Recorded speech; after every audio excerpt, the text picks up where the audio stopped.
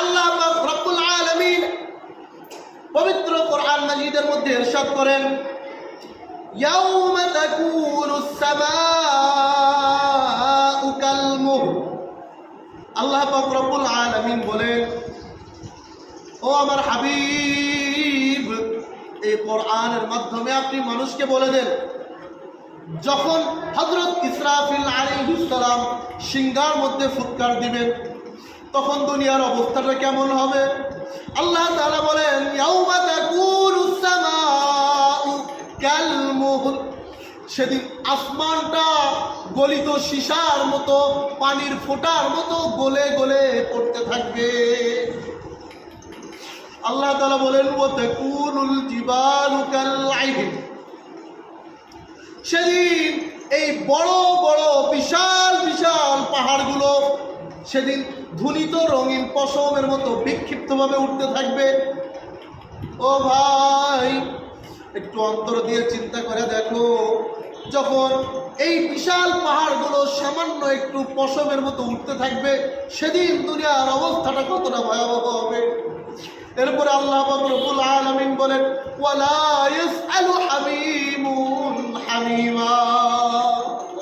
সেদিন কোনো প্রিয়জনের খবর নিবে না, কোনো আপনজনের খবর নিবে না, কোনো বন্ধু তার বন্ধুর খবর নিবে না, কোনো বান্ধবী তার বান্ধবীর খবর নিবে না। ওয়ালা ইয়াসআলু হামিমুন হামিমা।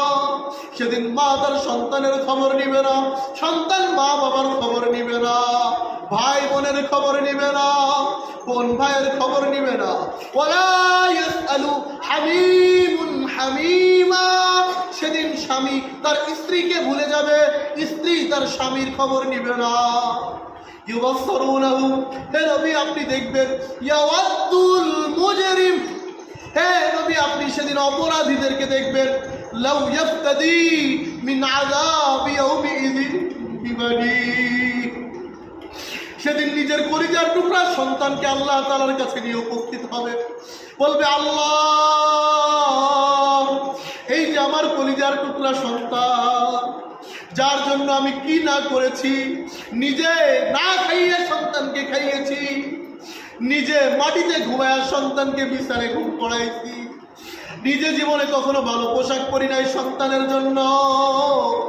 ও আল্লাহ, এই যে আমার কলিজার টুকরা সন্তান, এই সন্তানটাকে তোমাকে মুক্তিপণ হিসেবে দিয়ে দিলাম, এই সন্তানটাকে তুমি জাহান্নামে নিক্ষেপ করো আর আমাকে জাহান্নামের আগুন থেকে বাঁচাও। ও মা, ও বোন, চিন্তা করো সেদিন কি অবস্থা হবে। আল্লাহ তাআলার কাছে গিয়া জাহান্নামের আযাব যখন বান্দা দেখবে, নিজের কলিজার টুকরা সন্তানকে মুক্তিপণ হিসেবে আল্লাহকে দিয়ে বলবে, আল্লাহ, আমার সন্তানটাকে তুমি জাহান্নামে দিয়া দাও আর আমাকে তুমি জাহান্নামের আগুন থেকে বাঁচাও। এরপরে আল্লাহ পাক রব্বুল আলামিন বলেন, শুধু এখানেই শেষ নয়, ওয়া সাহিবাতিহি ওয়া আখিহি। কলিজার টুকরা স্বামী, যার জন্য তুমি নামাজটা কাজা করতেছ, ওই স্বামী তার স্ত্রীকে আল্লাহ তাআলার কাছে নিয়ে উপস্থিত হবে। ও আল্লাহ, এই যে আমার প্রাণপ্রিয় স্ত্রী, যার জন্য আমি জীবনে এমন কোনো কষ্ট নাই করি নাই, এই প্রাণপ্রিয় স্ত্রীকে তোমাকে মুক্তিপণ হিসেবে দিয়ে দিলাম, এই স্ত্রীকে তুমি জাহান্নামে দিয়ে দাও আর আমাকে ওই জাহান্নামের আগুন থেকে বাঁচাও।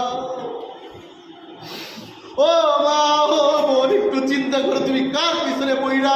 ইয়া আইয়ুহাল ইনসান মা গাররাকা বিরাব্বিকাল কারীম।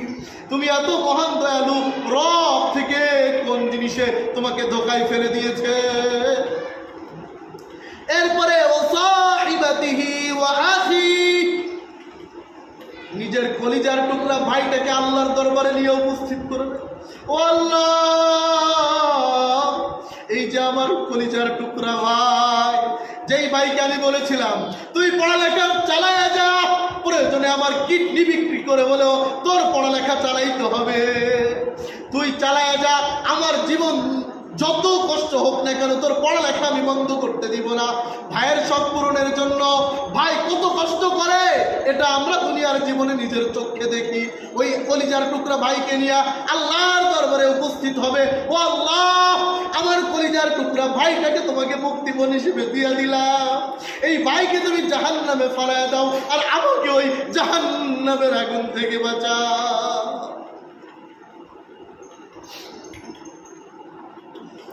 শুধু এখানেই শেষ নয়,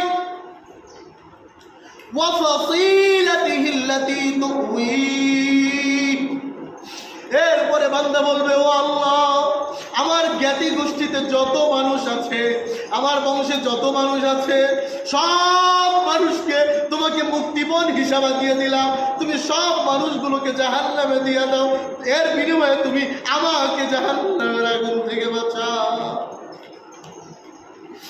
শুধু এখানেই শেষ নয় বান্দা, জাহান্নামের আযাব এত ভয়াবহ, এত ভয়াবহ, এটা দেখে বান্দা বলবে, ওয়ামান ফিল আরদি জামিআ, ও আল্লাহ গোটা পৃথিবীতে তোমার যত সৃষ্টি রয়েছে সব সৃষ্টিগুলোকে তুমি জাহান্নামের আগুনে দিয়ে দাও, দিয়া তুমি জাহান্নামের আগুন থেকে আমাকে একটু বাঁচাও। ও মা, ও বোন, আর সামনের দিকে যাইতে পারতেছি না। সূরা আবাসের শেষের দিকে আল্লাহ পাক রব্বুল আলামিন ইরশাদ করেছেন, যখন একটা নেকির জন্য সন্তান তার মায়ের কাছে দৌড় দিয়া যাবে, মা বলবে আমার দুনিয়াতে কোনো সন্তান ছিল না, বাবার কাছে যাবে, বাবা সন্তানকে অস্বীকার করবে, ভাই ভাইকে অস্বীকার করবে, বোন বোনকে অস্বীকার করবে, স্বামী স্ত্রীকে অস্বীকার করবে, স্ত্রী স্বামীকে অস্বীকার করবে। এই জন্য ও মা, তোমার আখিরাত তোমাকে গোছাইতে হবে। সন্তান, এই সন্তান মহা ফিতনা, এর পিছনে পড়ে আখিরাতকে হারাইলে তুমি কিয়ামতের দিন বিপদে পড়ে যাবা। এই জন্য মুহতারাম হাজিরিন, সর্বশেষ কোরআনের একটি আয়াত তোমাদেরকে শোনাই, এরপরে একটি ঘটনা বইলা শেষ করে দিব।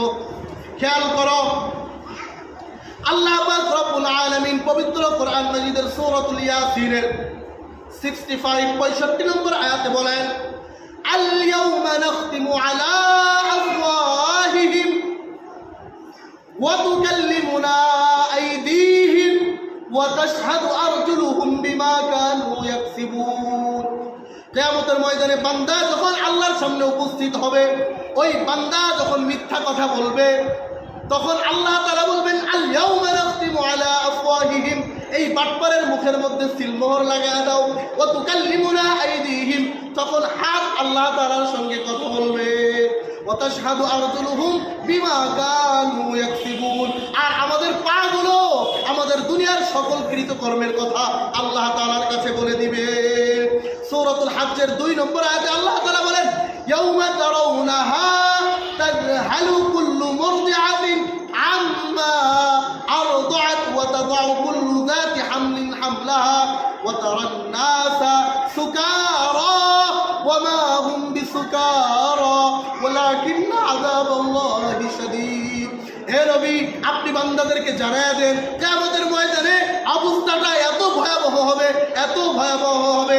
ইয়াউমা তারাউনাহা তাযহালু কুল্লু মুরদিআতিন আম্মা আরদাআত ওয়া তাদাউ কুল্লু যাতি হামলিন হামলাহা, গর্ভবতী নারীরা তাদের সন্তানকে গর্ভপাত করে দিবে আল্লাহর আযাব দেখে। ওয়া তারান নাসা সুকারা, আর আপনি দেখবেন সমস্ত মানুষগুলো মাতালের মতো এদিক সেদিক ছোটাছুটি করতেছে। ওয়া তারান নাসা সুকারা ওয়া মা হুম বিসুকারা, অথচ তারা কেউ মদ পান করে নাই, নেশা পান করে নাই।